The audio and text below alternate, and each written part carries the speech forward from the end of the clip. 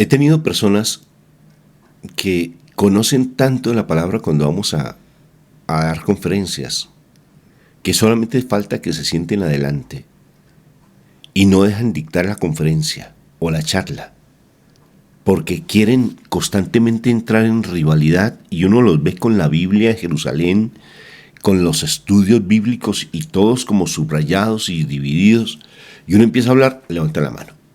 Espera. No, uno va a hablar algo y levanta la mano. Uno quiere dar una explicación. No, es que es tal cosa, tal otra. Y uno dice, Dios mío, qué contienda y espíritu de pelea tan tremendo hay. Y conocen la palabra no por vivirla, sino por pelearla. Por querer decir que ellos tienen la razón. Y es un deseo de verdad, un espíritu fariseico. Es tremendo. Que ojalá no caigas en eso, mi hermano. Y que Dios nos libre de eso.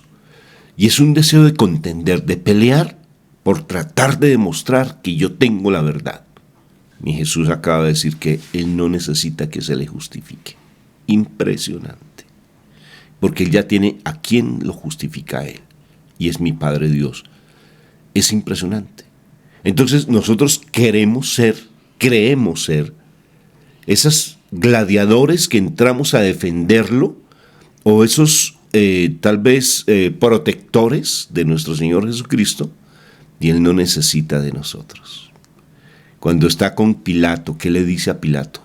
Si mi Padre Dios quisiera, mandaría un ejército de ángeles, mandaría, porque yo hago la voluntad de mi Padre Dios. Yo hago la voluntad, tremendo. Y nosotros nos queremos, ¿y sabes por qué? Porque el espíritu de Satanás, que Dios nos libre y que lo reprenda a Él, hace que nosotros seamos soberbios con el conocimiento de la palabra.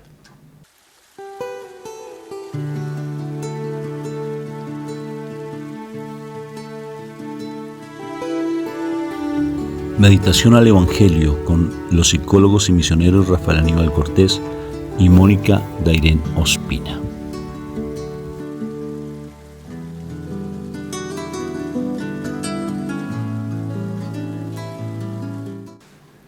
Un fraterno y filial saludo de paz y bien a todos ustedes. Dios me los bendiga en el nombre de nuestro Señor Jesucristo.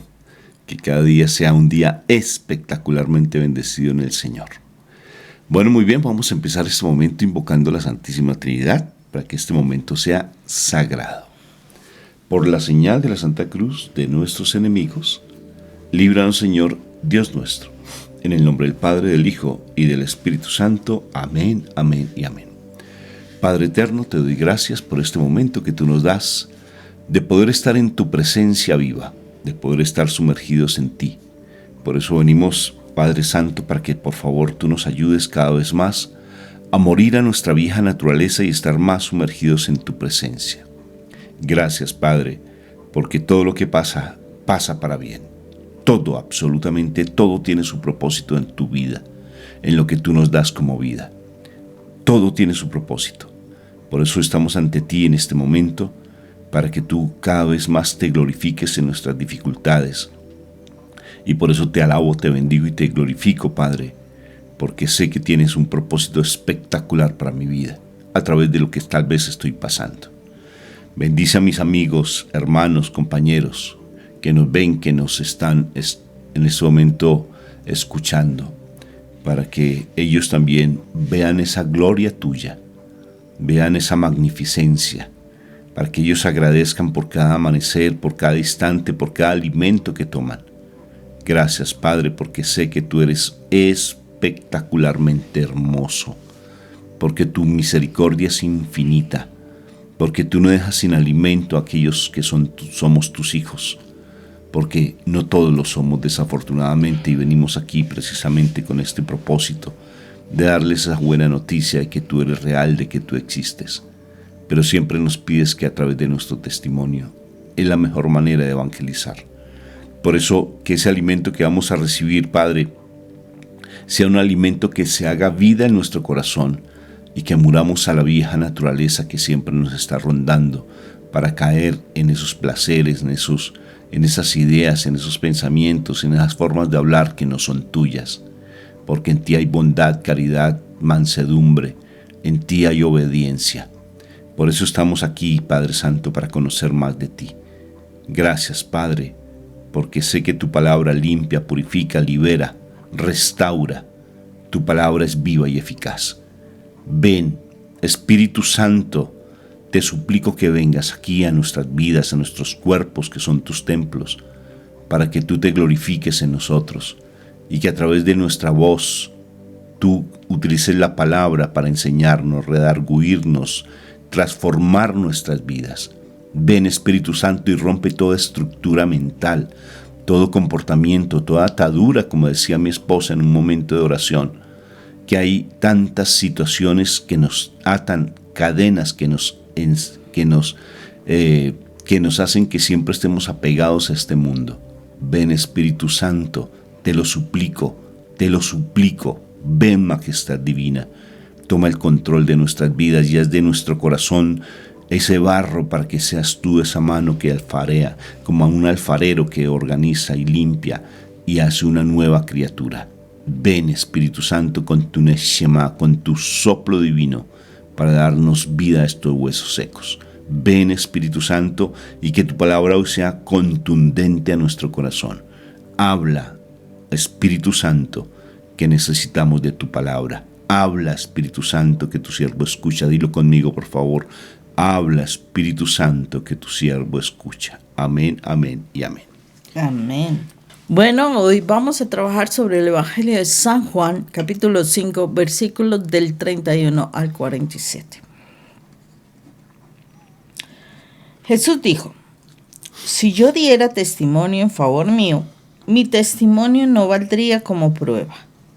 Pero hay otro que da testimonio en favor mío, y me consta que su testimonio sí vale como prueba. Ustedes enviaron a preguntarle a Juan, y lo que él contestó es cierto, pero yo no dependo del testimonio de ningún hombre. Solo digo esto para que ustedes puedan ser salvos. A Juan era como una lámpara que ardía y alumbraba, y ustedes quisieron gozar de su luz por un corto tiempo. Pero tengo a mi favor una prueba mejor que la que daba Juan. Lo que yo hago, que es lo que el Padre me encargó que hiciera, comprueba que de veras el Padre me ha enviado. Y también el Padre que me ha enviado da pruebas a mi favor, a pesar de que ustedes nunca han oído su voz ni lo han visto, ni tampoco su mensaje vive en ustedes, porque no creen en aquel que el Padre envió. Ustedes estudian las Escrituras con mucho cuidado, porque esperan encontrar en ellas la vida eterna. Sin embargo, aunque son las Escrituras las que hablan de mí, ustedes no quieren venir a mí para tener esa vida. Yo no acepto honores que vengan de los hombres. Además, los conozco a ustedes y sé que no aman a Dios. Yo he venido en nombre de mi Padre y ustedes no me aceptan. En cambio, si viniera otro en nombre propio, a él se lo aceptarían. ¿Cómo pueden creer ustedes si reciben honores de los unos de los otros y no buscan los honores que vienen de Dios? No crean que yo los voy a acusar delante de mi Padre.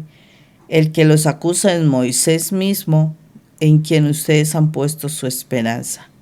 Porque si ustedes creyeran lo que dijo Moisés, también me creerían a mí, porque Moisés escribió acerca de mí. Pero si no creen lo que él escribió, ¿cómo van a creer lo que yo les digo?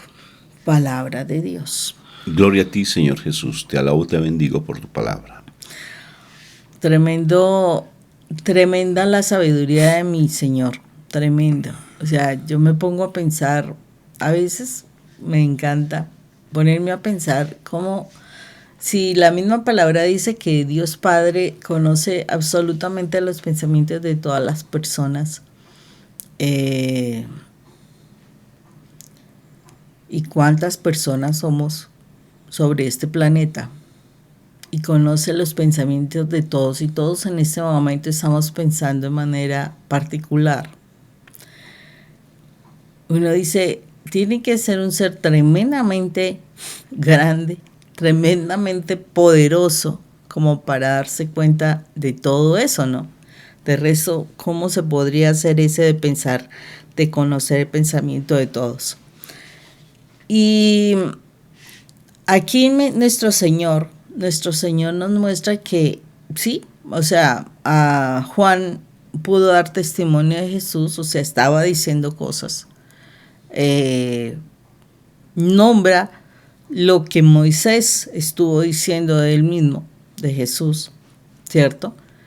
Pero dice, yo no necesito el testimonio de las personas, ¿sí? Hay alguien que da testimonio de mí. Y yo digo, bueno, ¿y cómo da Dios testimonio de Jesús? Yo digo, la mejor forma yo creo que es respaldándolo frente a todo lo que Él dice y evidentemente lo que Él hace, ¿no? Respaldándolo. Porque lo que Jesús dice y que uno termina, si uno lo hace, lo aplica, las cosas que dice la palabra así mismo suceden, o sea, hay respuestas frente a lo que sucede. Entonces puede uno decir claramente, este es el testimonio, o sea, ese es el respaldo a las palabras que Dios nos dijo, o sea, porque hay una evidencia de que sí es cierto, precisamente. Entonces es tremendo. Y aquí nos está diciendo Jesús, yo no necesito que nadie dé testimonio de mí. O sea, yo no necesito el testimonio de un hombre para decir que yo lo que estoy diciendo es cierto. Me basta solamente con que Dios diga que, o sea, que el Padre Eterno da testimonio de Él. Y eso es interesante porque curiosamente nosotros muchísimas veces estamos buscando que alguien dé testimonio de nosotros, ¿cierto? O sea, como que tengamos el reconocimiento de las personas.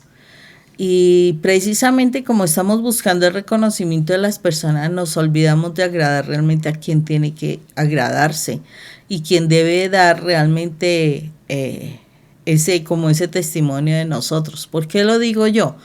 Porque cuando nosotros realmente buscamos agradar a Dios, cuando nosotros agradamos a Dios, el Señor pone gracia delante, o sea, en nosotros, para que cuando estemos delante de las personas, ellos se agraden de lo que uno está diciendo. Y es curioso, lo que uno está, o sea, que el Señor respalda en uno, los hombres terminan viendo eso que uno está haciendo, o sea, pueden terminar diciendo lo que uno está haciendo.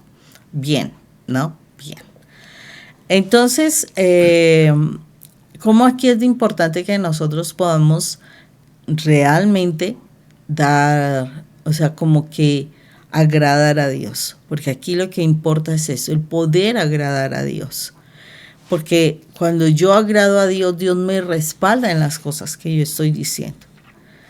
¿Cómo es de interesante y de importante que nosotros, o sea, no es solamente cuestión, porque aquí dice, cuando dice que cómo revisan las escrituras, cómo las estudian de profundamente, es que, wow, es tremendo aquí, porque de verdad que dice así,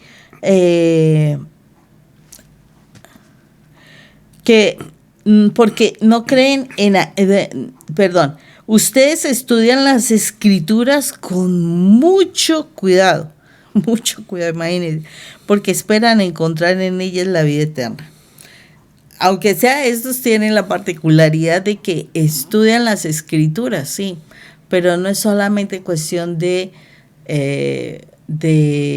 leer por leer, ¿sí?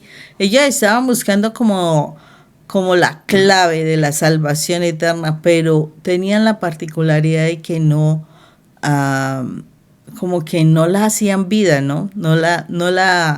Solamente lo hacían desde el conocimiento. El otro día, precisamente, en una charla que hice, hablaba de cuando el estudio de la palabra de Dios es solamente el logos o es el rema. Y el logos, cuando tú lees la palabra, es el logos, o sea, la palabra por la palabra, el significado de las palabras como tal. es como leer un libro.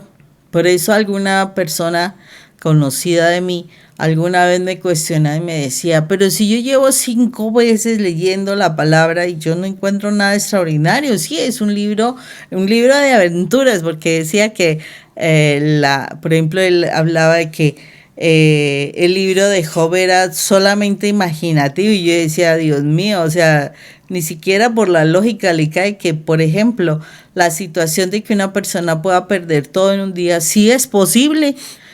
Aquí en Colombia lo vimos frente a una desgracia que hubo hace muchos años atrás, y en un día esa persona, o sea, muchas personas perdieron todo, familias, propiedades, todo, ¿sí? En un desastre que hubo natural. Entonces, no es ni siquiera fantasioso el libro de Job, pero para él decía, no, es que en un día que le llegue todo eso, imposible. Eso es pura fantasía. Son libros sociodemográficos. Históricos. Bueno, históricos, en fin, antropológicos, bueno, en fin. Decía, no, yo no entiendo nada, yo no encuentro nada de particular en la Biblia. Y yo decía, interesante. O sea, ahí es donde está el logos. O sea, tú lees un libro simplemente por leerlo. Pero es diferente cuando la palabra es una rema. ¿Qué es rema? O sea, es como ese versículo que viene a ti, que como que te hablara a ti en específico. Y entonces ese versículo se te queda a ti y tú terminas aplicándolo, terminas creyéndolo, terminas haciéndolo realidad en tu vida.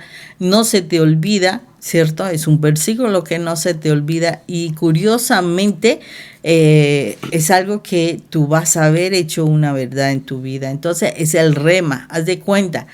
Y yo esa vez hablaba de la barquita. Tú sales a pescar y tú ves muchos peces y todo, y curiosamente que tú lanzas pues tu anzuelo o tu red para pescar, pero dentro de toda la cantidad de pescados que ves, o sea, claro, es una bendición grandísima uno ver un cardumen completo, ¿no?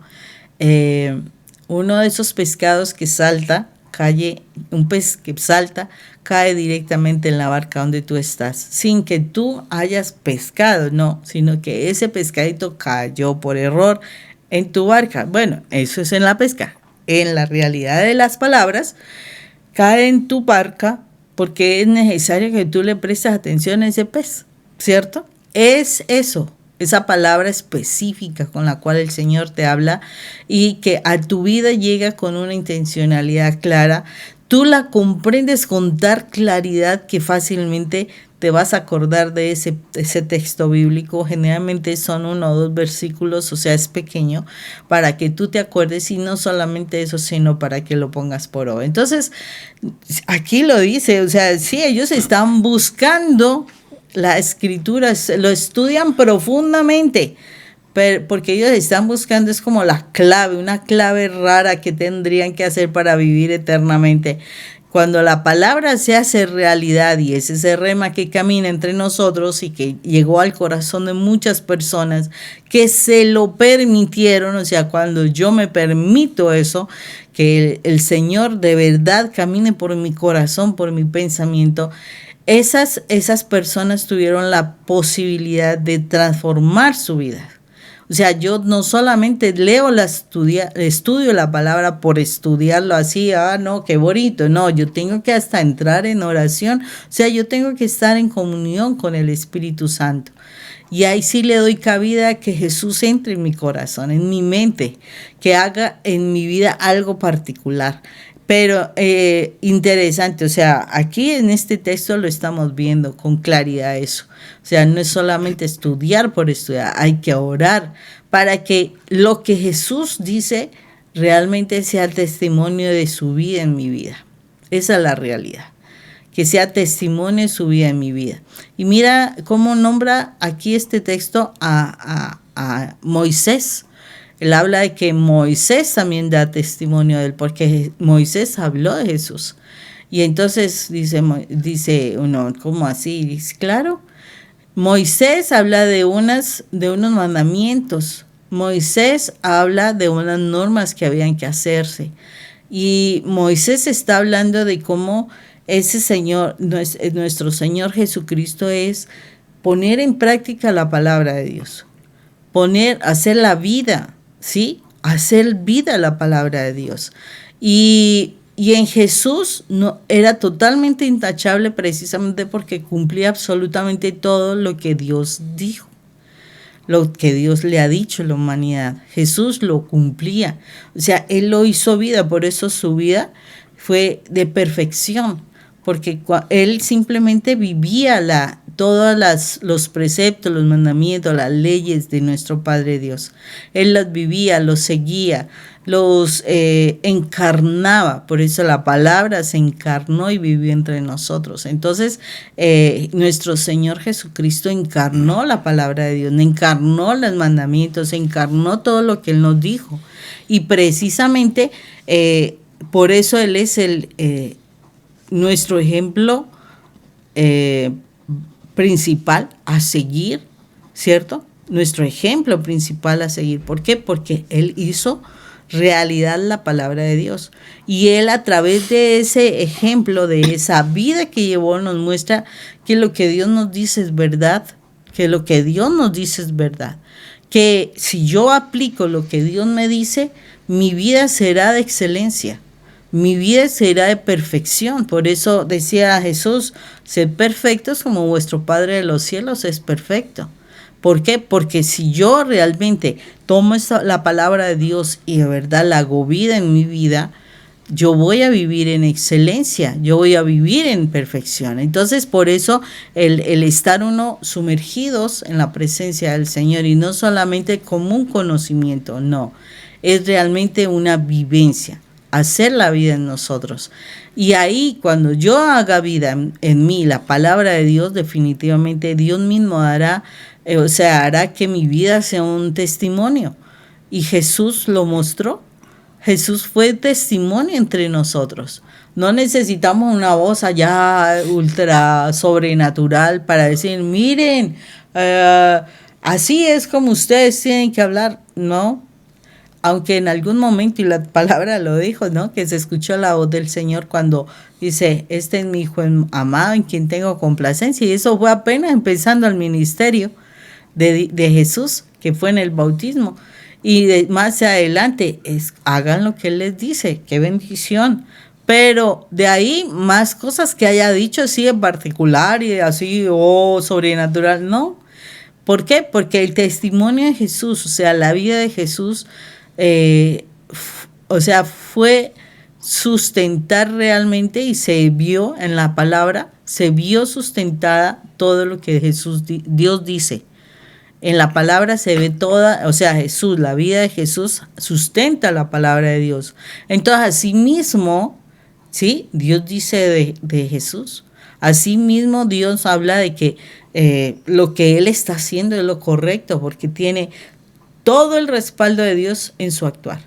Cada acto, cada palabra tiene un respaldo de Dios. O sea, ahí Dios está dando testimonio de Jesús.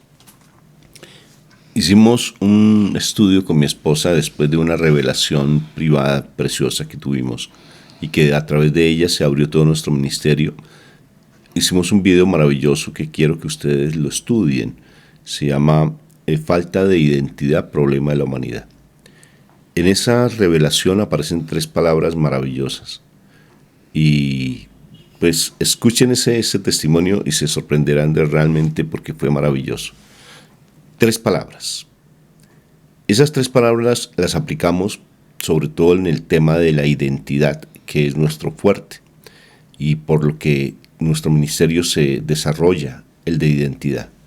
Pero me llama tanto la atención que cuando este pasaje bíblico que estamos leyendo sobre nuestro Señor Jesucristo, que dice sobre el testimonio y habla precisamente que realmente están las personas buscando una señal, y que la única señal que Él da es la de Jonás, en otro pasaje bíblico no lo enseña, porque ustedes son perversos, ¿no? Es bien curioso como dice, ustedes son una generación perversa. ¿Y qué sucede con respecto a las señales? ¿Qué sucede con respecto al testimonio? ¿Qué sucede con respecto a la palabra de Dios? Y él habla que ustedes conocen la palabra y la estudian de una manera tan escrupulosa, y esa palabra no está haciendo vida en ustedes. Mi esposa habla de la palabra logos y la palabra rema. O sea, que se haga vida en nosotros. Simplemente se queda como logos, es logotipo, por ejemplo, viene el logo. Sí, el logo es la palabra como tal. Como tal, significado Sí. la palabra. Sí, no más. Logos es la palabra tal cual. Pero ya rema es cuando ya se hace vida en nosotros. Y precisamente las 3 palabras que aparecen allí en esa visión que tuve es sobre conocer, Saber, conocer lo que es la parte de la emoción, lo que es el sentir, saber, sentir, y la tercera es el vivir. Solo aparecieron en ese sueño esas 3 palabras. Cuando aparecieron las 3 palabras lo entendí. Porque saber, sentir y vivir. Saber sobre la palabra de Dios simplemente es conocimiento. A mí me sorprende. He tenido personas que conocen tanto la palabra cuando vamos a dar conferencias, que solamente falta que se sienten adelante y no dejan dictar la conferencia o la charla, porque quieren constantemente entrar en rivalidad, y uno los ve con la Biblia de Jerusalén, con los estudios bíblicos y todos como subrayados y divididos, y uno empieza a hablar, levanta la mano. Espere. No, uno va a hablar algo y levanta la mano. Uno quiere dar una explicación. No, es que es tal cosa, tal otra. Y uno dice, Dios mío, qué contienda y espíritu de pelea tan tremendo hay. Y conocen la palabra no por vivirla, sino por pelearla, por querer decir que ellos tienen la razón. Y es un deseo de verdad, un espíritu fariseico. Es tremendo. Que ojalá no caigas en eso, mi hermano. Y que Dios nos libre de eso. Y es un deseo de contender, de pelear por tratar de demostrar que yo tengo la verdad. Mi Jesús acaba de decir que Él no necesita que se le justifique. Impresionante. Porque Él ya tiene a quien lo justifica a Él. Y es mi Padre Dios. Es impresionante. Entonces nosotros creemos ser esos gladiadores que entramos a defenderlo, o esos tal vez protectores de nuestro Señor Jesucristo, y Él no necesita de nosotros. Cuando está con Pilato, ¿qué le dice a Pilato? Si mi Padre Dios quisiera, mandaría un ejército de ángeles, mandaría, porque yo hago la voluntad de mi Padre Dios. Yo hago la voluntad, tremendo. Y nosotros nos queremos, ¿y sabes por qué? Porque el espíritu de Satanás, que Dios nos libre y que lo reprenda a él, hace que nosotros seamos soberbios con el conocimiento de la palabra.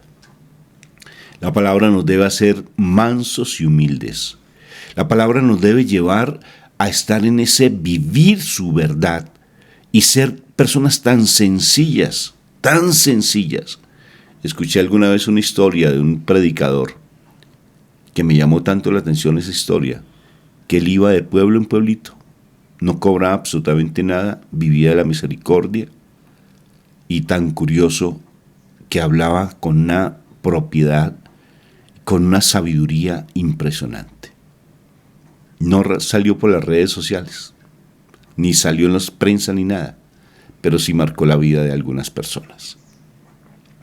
Yo quisiera marcar la vida de la gente, pero primero tengo que marcar mi vida con la palabra, hacer la vida en mí, y que esa palabra, no estar pensando, es que esta me va a ayudar para pelear con aquel otro, para que me digan, es que la Virgen María existió o no existió, es mi madre o no es mi madre, es que Jesús sí se hace cuerpo, se hace sangre, es que Jesús realmente sí existió o no existió. Entonces yo empiezo a buscar la palabra con el deseo de tener herramientas para combatir contra los testigos de Jehová que me vienen aquí a predicar, hijos cristianos que vienen a quedar callados porque yo no conozco la palabra.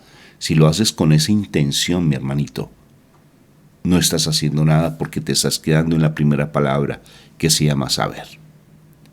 Aquí no estamos tratando de venir que realmente yo sienta esa presencia de Dios, porque a veces nos quedamos también en eso. Es que yo quiero sentirlo. Señor, aparécete aquí en este instante para que yo pueda creer en ti. Haz que un ángel me hable a mi oído para que yo pueda creer en ti. Señor, haz que en este momento deje de llover y así voy a creer en ti. Haz que en este momento pase un carro de color rojo a mi lado, y si pasa un carro de color rojo en este instante, voy a creer en ti. Eso se llama espiritualismo. ¿Sí? Eso no es espiritualidad. Espiritualidad es creer en la palabra. Y como dice, la fe viene por el oír y el oír la palabra. Y la fe es cuando nos dice que es tener la convicción de lo que ¿cómo es? La certeza de lo que se espera y la convicción de lo que no se ve. La palabra me dice que debo confiar, confío. La palabra me enseña que debo casarme, me debo casar. La palabra me dice que yo no debo estar buscando el reconocimiento humano, sino buscar la gloria de nuestro Padre Dios y saber que la palabra se hace vida en mí, lo debo creer. Si la palabra incluso me dice que yo tengo que ser agradecido, lo voy a hacer. Es ser obediente. Y en la medida que yo sea obediente, ese saber no solamente se convierte en un sentir, sino que empieza lo más importante de todo, que es el vivir la palabra de Dios. Es importante estudiarla, porque tal vez estoy hablando de ellos que estudian, pero al menos ellos la estudian, mi hermano. Ellos se dedican a estudiarla y se vuelven unos exégetas, se vuelven unas personas que perfectamente conocen la palabra del derecho y del revés, pero ¿qué sacan si su comportamiento nada que ver? Me llama tanto la atención que mostraron una pelea entre los testigos de Jehová, porque uno era de un grupo y el otro era, y se empezaban a pelear los dos, tanto que conocen la palabra y se ponen a pelear entre ellos mismos. Eso no tiene lógica. O testimonios que dan, no solamente de nuestra iglesia se tienen malos testimonios, mis hermanos. Se habla de nuestra iglesia porque somos pública, pero se llama católica porque es universal. Y que los pastores y que el sacerdote hizo. ¿Y usted no han visto a los pastores de igual manera que dan un mal testimonio, mi hermano? O sea, en todo lado se cuecen habas, dice la palabra. ¿Conoces ese dicho o no? En todo lado. Pero aquí lo importante es que esas habas que se cuecen no sean las mías, hermano. Que yo no dé mal testimonio. Porque tal vez tú dices de estas personas como yo estoy hablando, esas personas que conocen la palabra, pero ¿y tú sí la conoces? ¿Tú sí la estudias? ¿Tú sí la profundizas? Hazlo, porque es importante que lo hagas. Porque en la medida que tú conozcas la palabra, vas a amar a nuestro Padre Dios, vas a amar a mi Jesús, porque si tú conoces la palabra, haz la vida en ti. Ama la palabra. Tengo un hermano maravilloso que lucha por dar testimonio. Él es en Denver, se llama Rubén, y doy su nombre porque da un testimonio maravilloso. Él hace parte de los apóstoles de la palabra, una persona súper sencilla, humilde, estudia la palabra, de verdad, incluso se presenta en televisión, así con su humildad. Te voy a poner un video para que lo veas, segundo video, para que veas su humildad. Y él ama la palabra y quiere ser coherente en su trabajo. Él trabaja como albañil. Y si vieras cómo dice Rafa, todos los días tengo luchas, porque siempre me quieren hacer caer, que tomando cerveza, que hablando groserías, que donde las mujeres de calle, una cantidad de cosas, y yo no me dejo contaminar. Y lo particular, Rafa, ¿sabe qué es? Me dice él, que fácilmente después, cuando tienen problemas, vienen a buscarme a mí para que yo los oriente. Y ama la palabra y la estudia. Uno lo ve allí sentadito en su sala estudiando la palabra de una manera extraordinaria. No tienen ni televisor, de verdad, en su casa. Tal vez abajo su hijo compró un televisor para él, pero él de por sí no. Ellos se sientan en el porche de su casa, ahí a la entradita de la casa, y se ponen a compartir, y después, cuando tiene su tiempo, estudia de una manera tan amorosa la palabra que es impresionante. Dejemos ese espíritu fariseico y centrémonos realmente, como dice mi esposa, a buscar ese logos. Darle ese rema, darle ese sentido a la palabra de Dios.